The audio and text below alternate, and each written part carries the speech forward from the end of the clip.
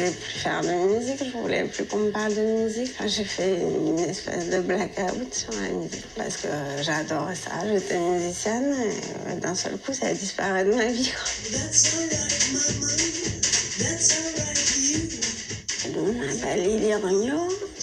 Je suis atteinte d'une maladie neurologique qui m'a rendue sourde. J'ai commencé à perdre l'audition à partir de 21 ans. Et ça s'est étalé sur cette année. En fait, il faut savoir que la surdité, il y a des degrés différents. Il y a la surdité légère, la surdité moyenne, la surdité profonde et la surdité totale dont on parle que rarement parce qu'elle existe très peu. Et en fait, c'est ce qui me concerne, moi, c'est la surdité totale. Quand j'étais jeune, je faisais de la guitare. J'ai fait 8 ans de guitare classique. Ensuite, j'ai perdu l'audition et je voulais plus faire de musique, je voulais plus qu'on me parle de musique, je voulais plus... j'ai fait une espèce de blackout sur la musique. Il y avait une énorme frustration parce que j'adorais ça, j'étais musicienne et d'un seul coup, ça a disparu de ma vie.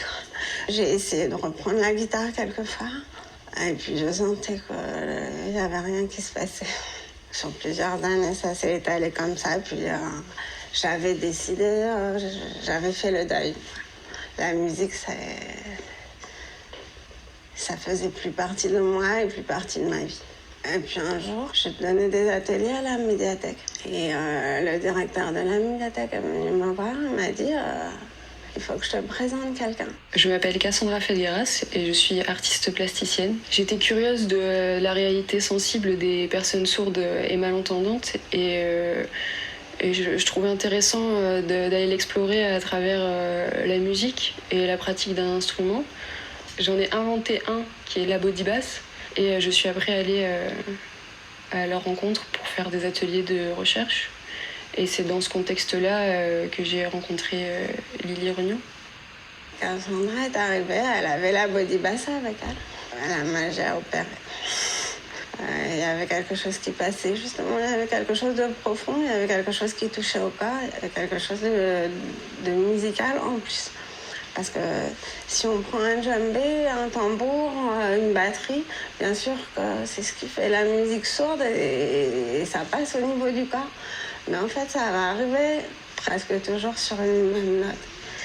Et là, ce qui changeait justement, c'est qu'il pouvait y avoir des ressentis différents au niveau de ces vibrations, avec des choses qui montent et qui descendent. Ça, je l'ai perçu dès le premier récit. La rencontre était belle en plus, parce que moi, j'avais envie de pleurer. Je voyais Cassandra qui avait envie de pleurer aussi. Apparemment, c'était l'aboutissement de quelque chose pour elle. En fait, c'était la première fois qu'elle le faisait essayer à une personne sourde.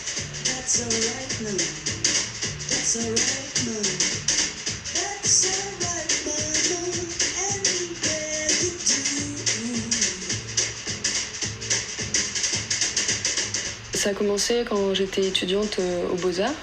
Donc ma problématique de travail tournait autour de l'interrelation entre l'espace, le son et le corps. Je voulais interroger la relation qu'entretenait le musicien avec son instrument en modifiant l'organologie de l'instrument et en incluant le corps à cette organologie. Donc j'ai inventé le violon-tête qui intègre à sa structure la structure de la tête, donc du crâne, et le body-cello qui prend le buste du corps dans sa structure. Donnant plusieurs performances avec ces instruments, je me suis rendu compte de la double appréciation qu'il était possible d'avoir du son, une appréciation aérienne par l'oreille et solidienne par le corps. Et en faisant ce constat, j'ai eu envie d'aller à la rencontre des sourds pour faire des ateliers de recherche. Alors on a commencé ces ateliers, je commençais à jouer, ce qui me faisait du bien. Et puis les autres musiciens se greffaient petit à petit sur ma musique. Et on essayait de composer un morceau. Ça a donné des choses apparemment très jolies, mais en tout cas pour moi, c'était très fort. Et aussi ça m'obligeait à jouer avec les autres. C'est quelque chose que j'avais perdu. Me reconnecter à la musique, me reconnecter à l'autre. Essayer d'écouter avec les yeux, essayer d'écouter avec les vibrations qui m'arrivaient.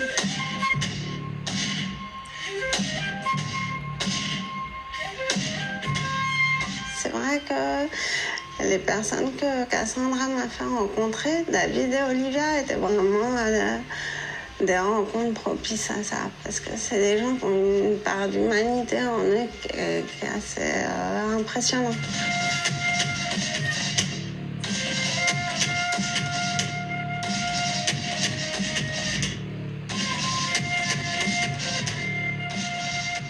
J'avais l'intuition que la body bass pouvait être cette passerelle entre nos réalités. Il faut savoir que la guitare basse, c'est un instrument à 4 cordes. Donc ça restreint le nombre de notes. Et ça les restreint sur des notes basses, celles qui sont le mieux perçues par les personnes sourdes. Les vibrations peuvent être dissociées puisqu'elles ont une forme vibratoire différente. Donc avec de l'expérience de la pratique, cette perception elle peut s'affiner et elle peut donner lieu après à de la créativité ou même à de la reprise de la musique qui existe, comme on a pu l'expérimenter avec Lily pendant les ateliers.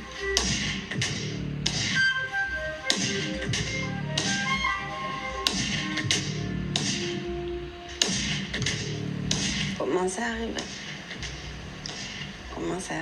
Mais pas juste la rencontre avec Cassandra. C'est le cheminement qu'il y a eu dans sa tête pour créer ça. Et après, faire en sorte qu'on se rencontre. Je parle de la curiosité du cœur. Parce que j'aurais pu rester dans mon silence. Et elle est venue me chercher pour me sortir de ça. Pardon.